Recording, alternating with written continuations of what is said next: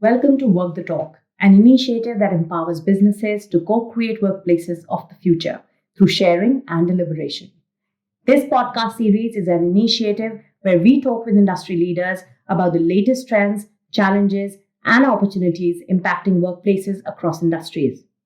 Hi, I'm Asta Sharma, your host for today and co-founder of Veris, a high-growth startup that offers integrated workplace solutions to modern enterprises across the globe. To kickstart the series, we welcome our first guest today, one of the most seasoned facility and operations management experts in the country, Mr. KC Sharma. A leader and a mentor, KC has a career spanning over 50 years with big names in the industry to startups alike. Hindustan Unilever, Procter & Gamble, 91 Springboard, to name a few. Welcome to Work the Talk.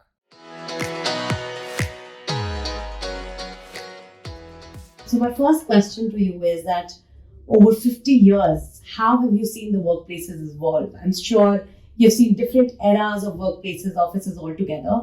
And what are the most stark differences and evolution that you have seen that you'd want to share with us today? Well, I started my career from a factory, Globe Auto Industries, which is Lumax now. It was a newly constructed factory. It had an office block where I was employed, and then there was the machine block. They had imported good machines from Japan, other injection molding machines. In office, the work was, if I tell you, our accountants were totaling the ledgers by hand, and that's 1968. But in the office, there were typewriters, manual typewriters.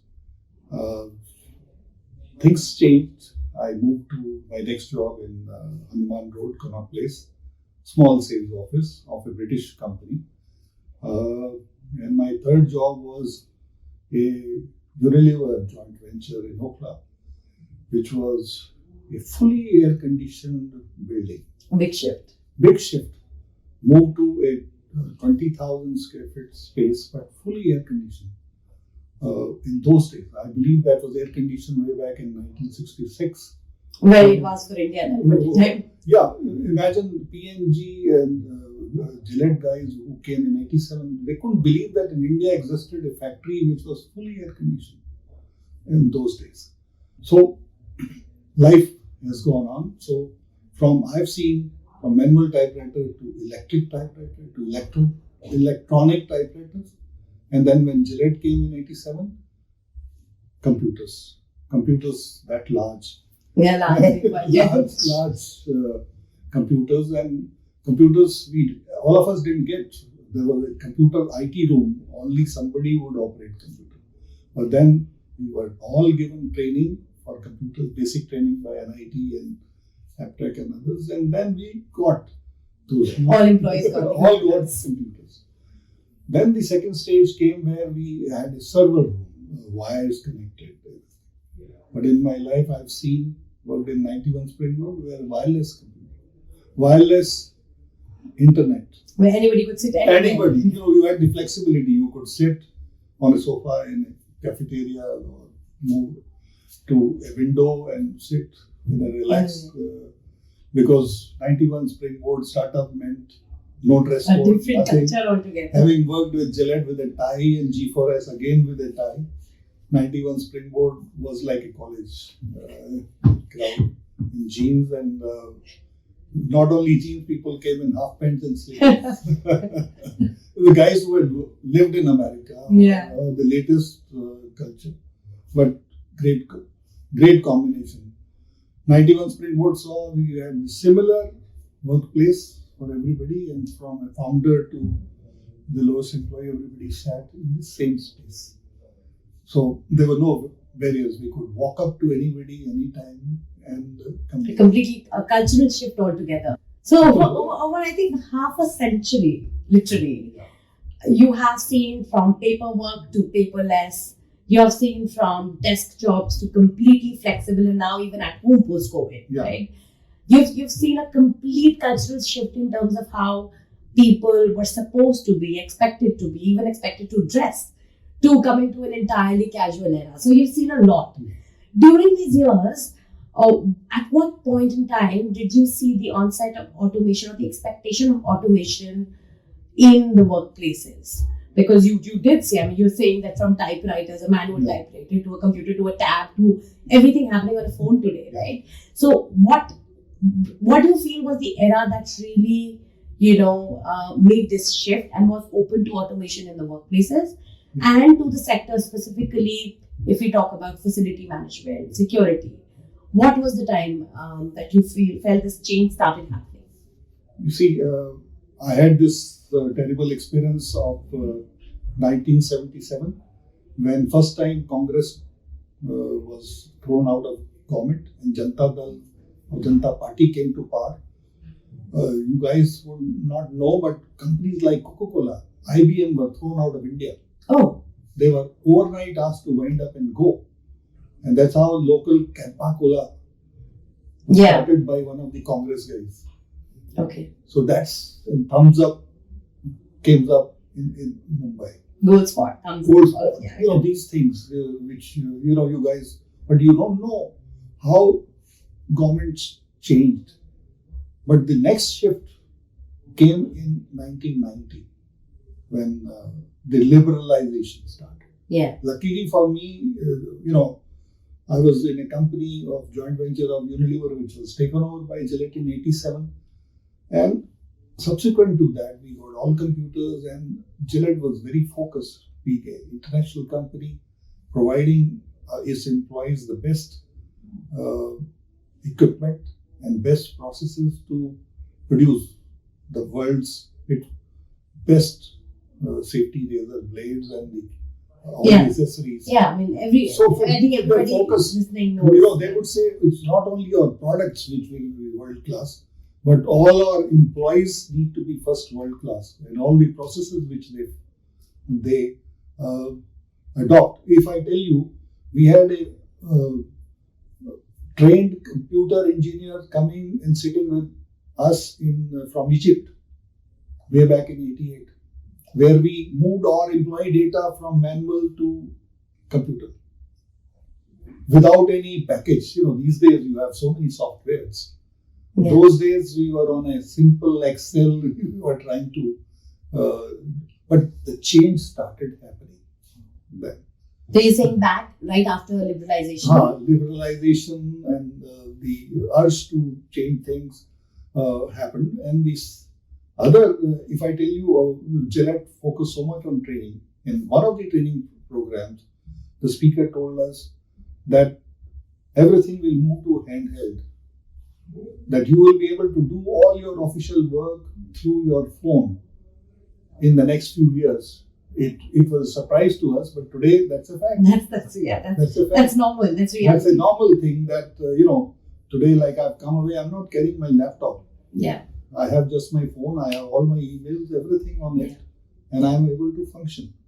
So I've seen that. And our sales guys are typically known to have incentive schemes. We introduced incentive schemes for our factory workers way back in 1982. You're saying at that point in time, it was not just a customer first, you started moving towards an employee first approach, where you started taking care of your employees, understanding what they're going through, what their needs are, and that's a great shift to have. Can you imagine all the employees of our factory in Okla, we had two factories in Okla, were taken to Pragati Maidan, to a new environment where a launch of, we used to call it Chunauti. Chunauti is Hindi mein rakha tha, so that they can understand that if you produce more, apart from your salary, you are going to earn so much. The incentive scheme. Okay. Because the demand for our product was more. Yeah. So there was no point. Imagine my boss or the CEO was somebody whose last job was branch manager of Hindustan Lever Delhi. So he has sales background. But he said, no, why should only the sales guys? Everybody should feel motivated. Why? Like things like that, if company makes a profit, everybody will get profit. Yeah. So we incentivize. So the importance of people was being realized in that. Yes. But do you think it was a function of you working in an MNC, or was it an actual shift across all companies in India that? No, I would say only because I was working in MNC, and MNC like Unilever, Yeah. where were trained managers. My boss at that point in time had just 2 years to go before retirement. Yeah. But he Still told it. felt that. No, because the seniors should put in all their experience to energize, to change the place. One of the things that he changed, but the factory was there and office was there. He de-linked the office timing to the factory timing. Mm. Like earlier, we used to report for the factory general shift at 8:15 in the morning. He said, no, What's the point? what's the point? My office will start at 9 and we'll work till 6. So a lot of process-oriented changes also happened at that. So I understand that there are multiple processes that run in a company, and for it to run in a people-centric approach, a lot of things have to be done. And I think one of the important aspects of it is security. Yeah. And you have had a considerable share of and I heard a lot of anecdotes that you have to share. So how have you seen that evolve? You see, imagine that everybody was on company roles those days. Security, your pantry staff, your housekeeping, everybody.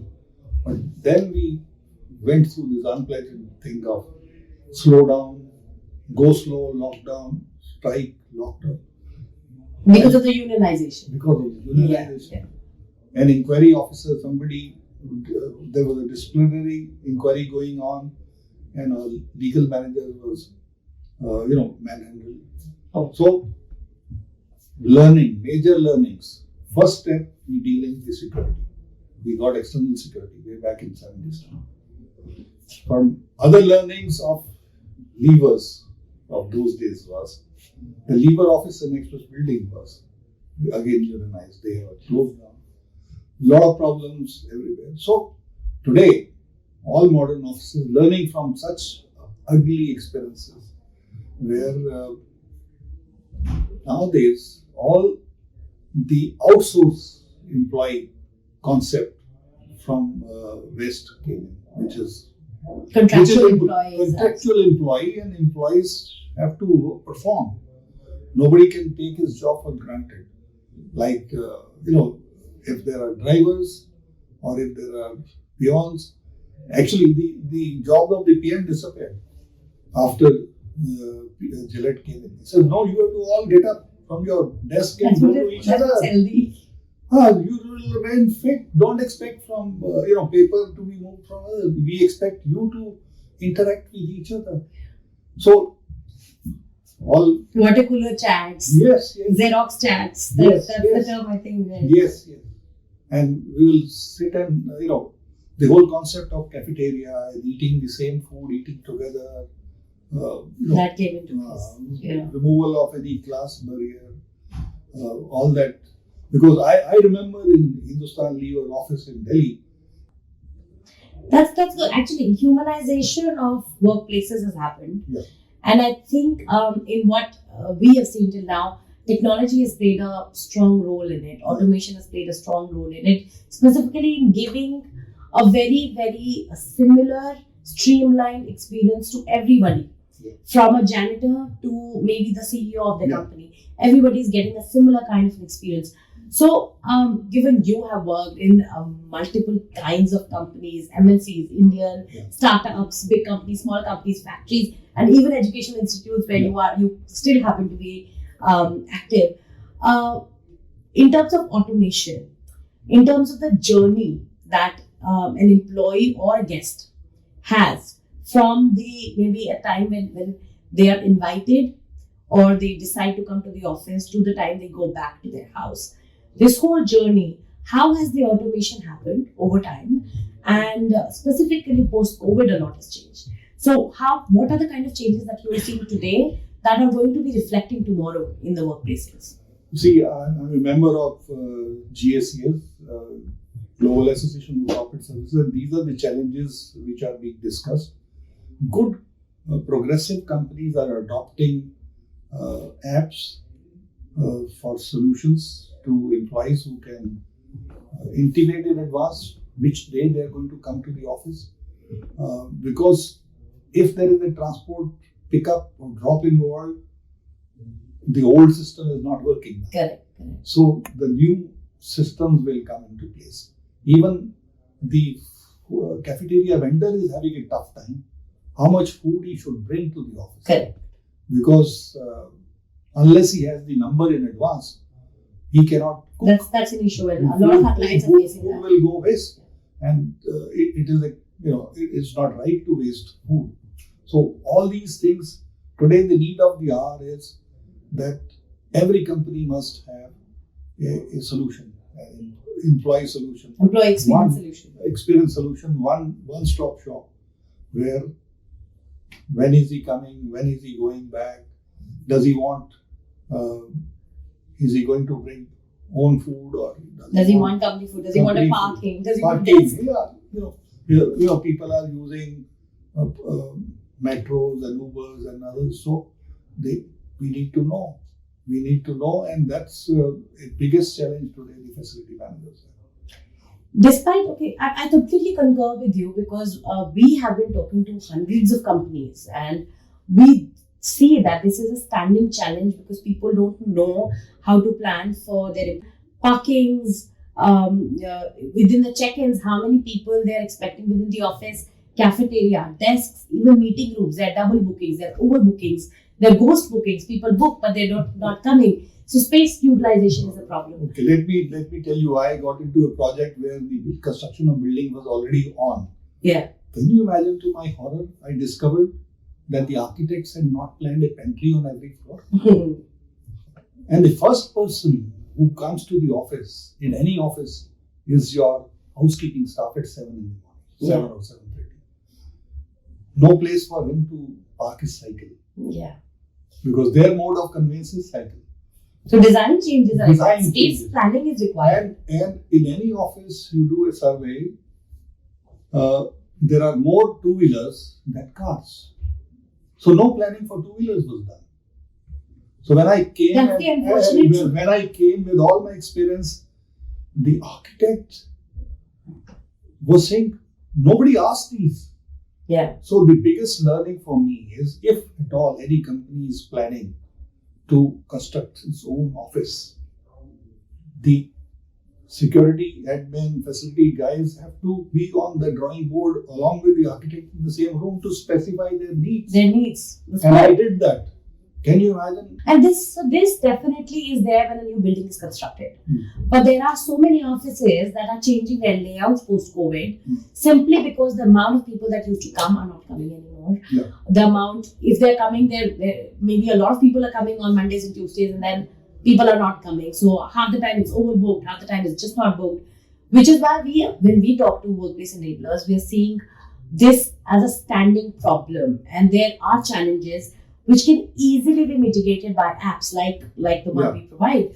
But we're still saying that specifically in the facility sphere, people are reluctant to adopt new technology. They know there is a problem, they know it can be solved, but there has been, I think, a limitation to the adoption of this technology. What are your thoughts around it? Why is that my so? observation is, you see, today, I would say majority of the youngsters are fairly educated, and they're very apt at operating different apps. Yeah. But it is only the elderly gentlemen and maybe some of the top bosses of some company who still expect somebody to open the door for them. Yeah. And that's the issue.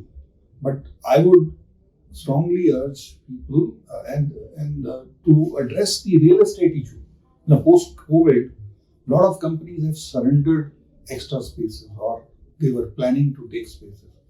And new companies have come in, like Table Space and others. I know the guys who customize how much space you need. And companies like 91 Springboard also went down during COVID, but now is the time they give you flexibility. Yeah. In 91 Springboard, we have created offices. So these are people awareness is there today. Rather than invest so much in real estate and furnish it, if you don't have utilization of it. Yeah. But because for utilization, what we've also seen is that data plays a strong role. Like today, we have a lot of clients, and you name a lot of brands, and we have them. Most of them, they have a huge real estate. Few of them have downsized, few of them have not, but they've repurposed their real estate into more huddle spaces, more meeting room spaces, breakout rooms, because that's the need of the hour. Permanent desks are not, because not everybody's coming, and hybrid has become sort of a constant for most companies, because half the time people are coming and not coming, which is why companies need the data, who all are coming, on which days, when are they expected, how can they do their space planning, which is what Veris does. And data is playing a very strong role over there. But even now, we are seeing that they need the data, but the investment to build that data is a far-fetched thought for them. And simply because we are interacting with the decision makers are so many different departments. It's not just HR. It is HR, it is facility, it is administration, it is security, it is procurement. So many different departments are involved, and which is why it becomes a very slow, sort of a ball rolling. How do you think that can change? I can only think of the time when during the my Oakland days, Unilever, our office was on the first floor and the factory was on the ground floor. And I was working with the CEO or the GM. Every day in the morning, we used to get a sheet, a production sheet or a daily report, which factory was working 24 hours, 3 shifts. So every day's report, even in manual form, talking of those days in 70s, was still available. Yeah. And before going home, my boss and me would normally take a round of the factory and talk to the people. Is there any issue with the machine? Just one-to-one. In the B shift, in the evening shift, there will be very few people on the shop floor. Yeah. That person. Yeah. Any issue with the material, any issue with the machine. So that is the need of the hour. Today we have computers, we have apps. So if any company is working, so at the end of every shift, the Asia shift or the Europe shift or America shift, data has to be there. Yeah. And I'm telling you my experience of my last company, where 1,000+ offices all over India, the data is updated every 2 minutes. The CMD can know how much business is being done. Yeah. What is the collection happening? Yeah. IT is enabled that. Yeah. Not only CMD, senior management has. In fact, in our office, we used to have a large screen. Yeah. Where data was being updated and anybody could view that. Which was data which was not the confidential type. Updation happening. It's sometimes difficult to view figures on mobile phone, but if you have a large screen data, that's the way to go about. So my take back from you is, number one, if the top boss is involved in decision making, in viewing the data, is the change is inevitable. So the change needs to fly in from the top boss. Yes. Number one. Number two, getting employee pulse is extremely important. Yeah. So we need to build people-centric workplaces, which are, which accommodate for the pulse of the employee, whether they want flexibility, whether they want support, whether they want travel, whatever it is, right? The third thing is data is king. Yeah. And for any meaningful change to happen, data is something which is critical and one should be after. Yeah. And the fourth thing is technology is something the IT teams need to support this change from the beginning to the very end, so that a successful adoption of it can happen. Yeah. Understood. It was great to have you. There's so many insights that you've given us, and we hope we keep learning from you. Most welcome. Thank you. Thank you so much for being here. Welcome.